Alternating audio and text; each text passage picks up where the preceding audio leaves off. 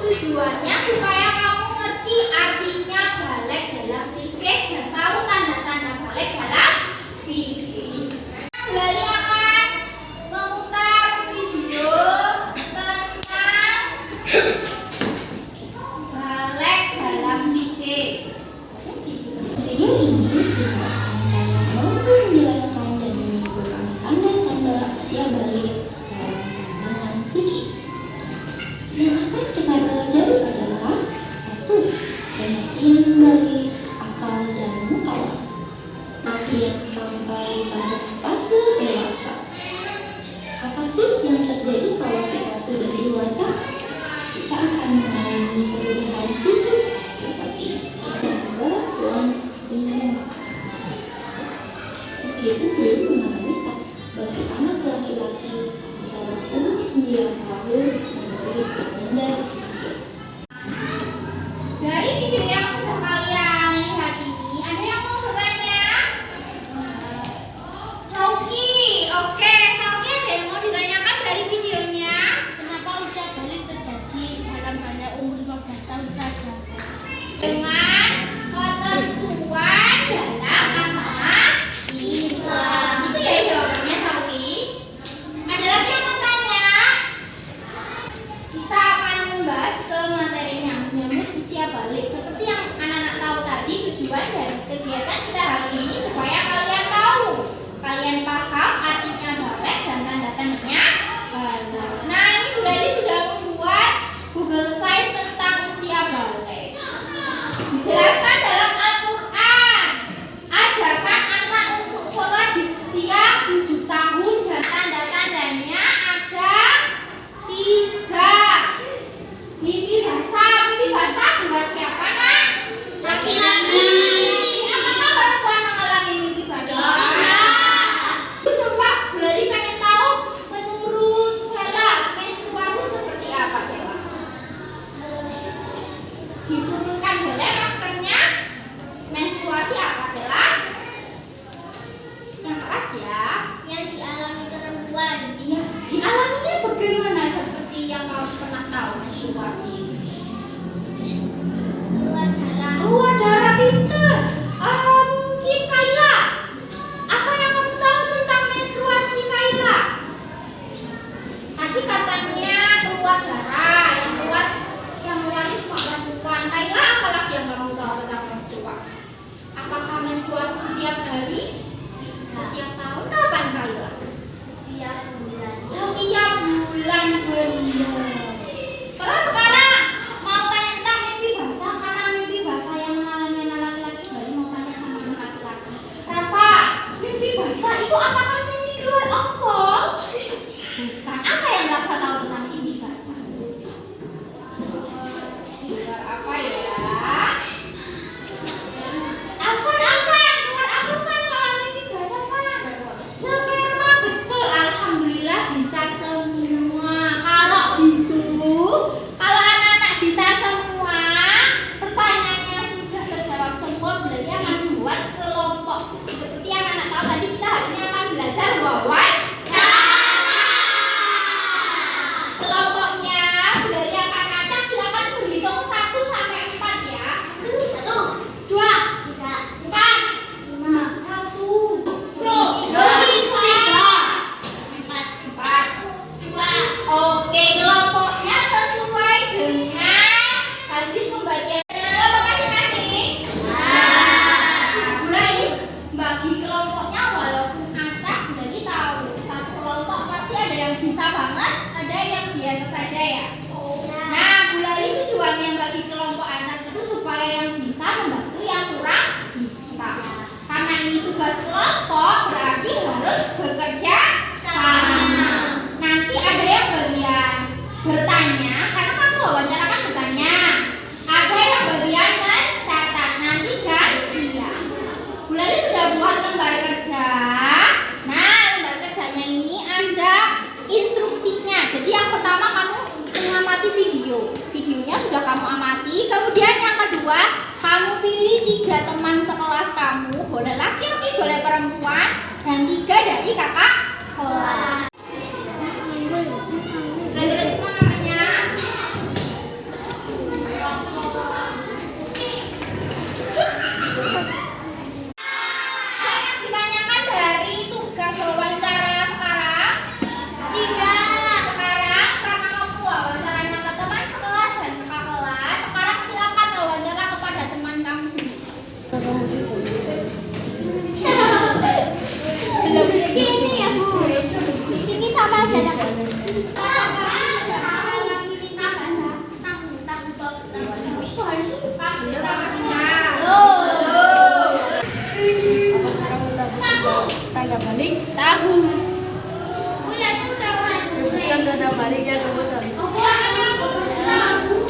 15 tahun. Sudah siap? Mau kelas wawancaranya? Kita kelas berapa?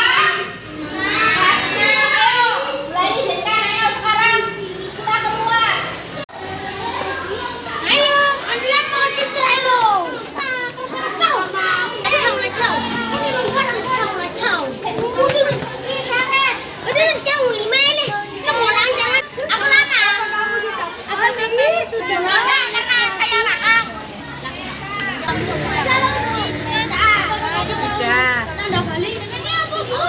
Balik yang kamu tahu, mimpi basah. Disiapin buat presentasi. Anak, perhatikan, setelah kamu menyusun laporan wawancara, nanti akan presentasi bergantian setiap kelompok. Yang dipresentasikan satu dari yang kamu wawancara siapa aja. Misalkan tadi kan ada 6, sebutkan namanya dan kelasnya. Kelompok berapa tadi? Kelompok 1 ya. Kelompok 1 mau presentasi hasil wawancaranya. Silakan. Dari siapa yang mau berbicara? Ya, saya. Yo.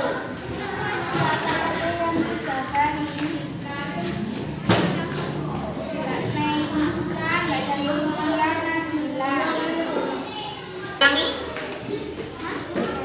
Mereka sudah mengalami menstruasi. Sudah? Ya, kita beri tepuk tangan. Ini akan jalan, jangan nggak usah dilempar, jalan aja ke sampingnya.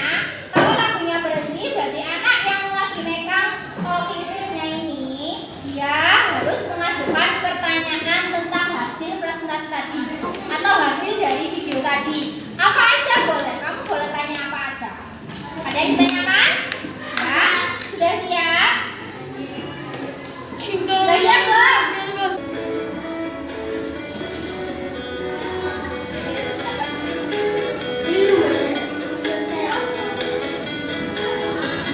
Stop, berarti yang merah. Silakan Citra, apa yang ingin kamu tanyakan dari hasil kamu wawancara tadi?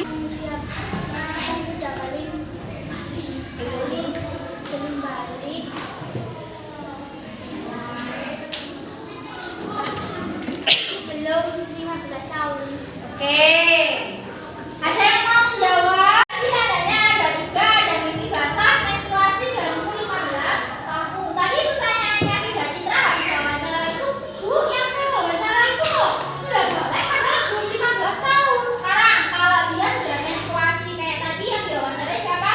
Mbak Nabila. Mbak Meisa sudah menstruasi padahal umurnya belum 15 tahun. Tapi apakah dia sudah mengalami menstruasi?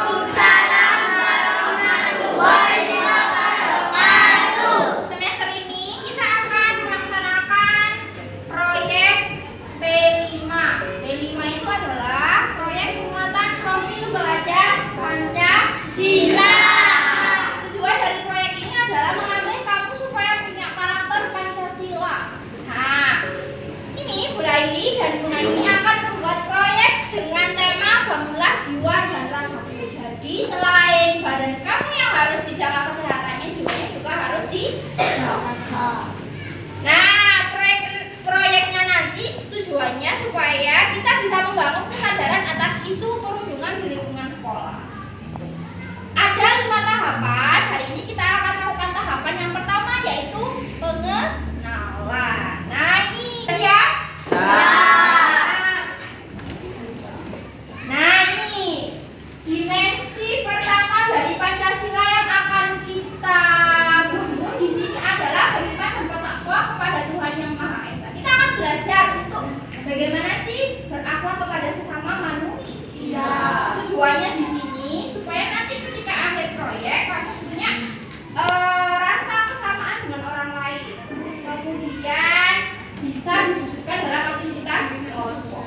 Jadi nanti kamu nggak cuma bikin sesuatu, tapi nanti kamu punya tugas untuk menyiarkannya ke seluruh teman-teman satu sekolah.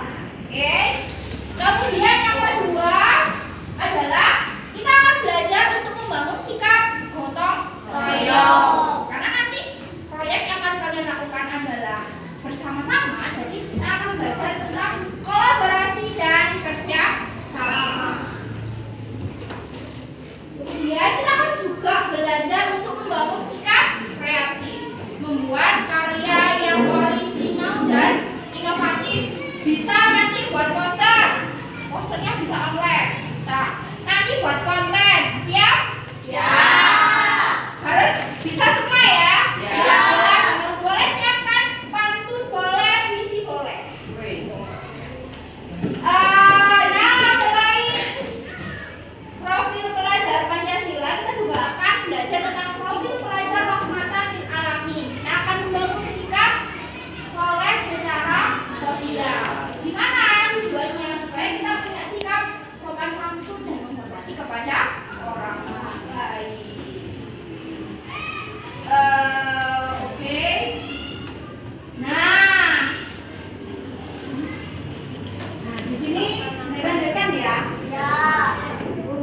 Mengungkapkan apa yang kamu pikirkan tentang perundungan. Sudah pernah dengar kata perundungan? Tahu. Siapa yang tahu? Apa? Bagus. Ibu siapa pernah mendengar kata perundungan? Apa arti perundungan itu? Pembelian. Ya? Pembelian. Pembulian. Membuli. Membuli itu yang seperti apa sih, Rek? Banting-banting. Benar? Mengejek, apalagi? Memukul. Siapa lagi yang tahu? Mengolok-olok. Mengolok-olok. Caci maki. Bisa mencaci maki. Membuat orang lain merasa tidak nyaman di sebuah lingkungan itu bisa dikatakan sebagai pembulian. Nah, hari ini dan bulan ini akan membahas tentang perundungan. Perundungan yang sudah anak-anak ketahui semua itu tadi kita bahas di sini agar apa yang dipelajari hari ini itu bisa mengena dan mengubah sikap anak-anak ini semua menjadi anak soleh, soleha, anak yang taat pada Pancasila juga. Ya. Nonton video tentang perundungan. Adalah kejadian di mana seseorang melakukan atau mengatakan sesuatu yang jahat kepada orang lain.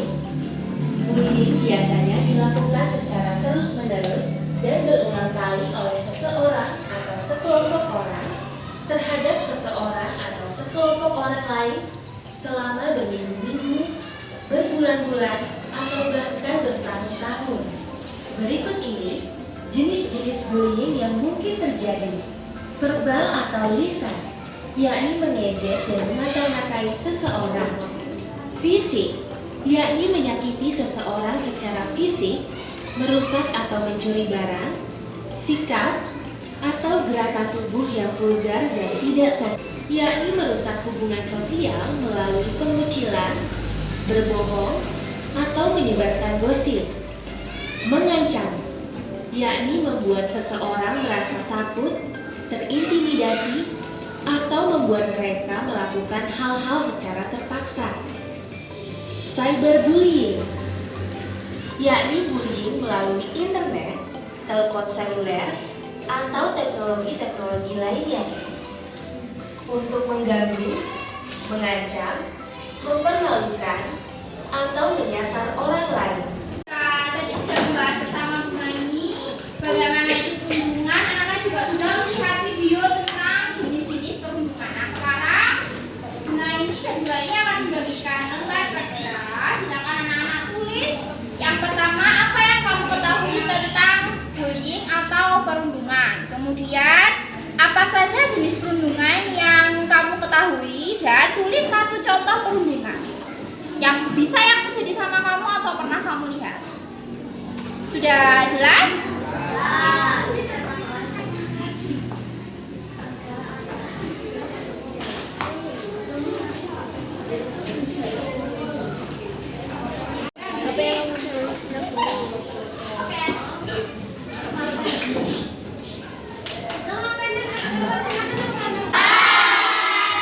Sudah selesai? Ada yang sudah, ada yang belum. Yang belum boleh dilanjutkan lagi. Bunda ini beri waktu sedikit. Nah, nanti kalau sudah selesai, kita bahas bersama apa yang sudah anak-anak kerjakan. Yaitu tentang apa? Tentang tindakan bullying. Kata-kata bullying itu sering ya sekarang terdengar. Tujuannya dipelajari hari ini supaya anak-anak tidak melakukannya. Yang sudah selesai siapa? Oh, banyak sudah. Jadi hampir semua sudah ya. Enggak. Sekarang tanggal berapa? 28. Urutan setelah 23 ke 28 berarti berapa anak? 5. Kelima baca. Apa yang kamu ketahui tentang bullying? Tindakan membuli seperti caci maki, memukul, dan lain-lain. Anak-anak sudah tepat atau kurang tepat? Kurang. Kurang boleh ditambahi. Coba ditambahi. Apa lagi? Mengancam. Boleh ditambahkan di jawabannya. Boleh berupa verbal atau non verbal. Verbal itu melalui kata kalau non verbal melalui perbuatan. Itu siapa? Yopi. Yopi. Apa saja jenis bullying atau perundungan? Apa saja jenis bullying atau perundungan? Cyberbullying, Ali, Arif. Lanjutkan Arif. Ya, contoh perundungan.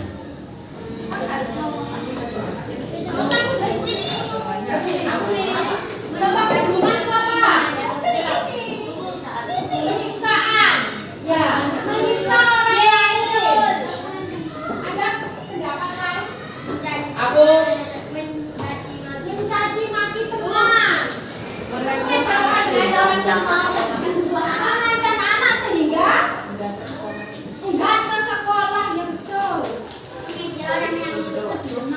Mengejek orang yang lebih lemah. Kalau lebih lemah, apakah dia belum sarapan ya? Lemah yang dikatakan lemah itu bagaimana?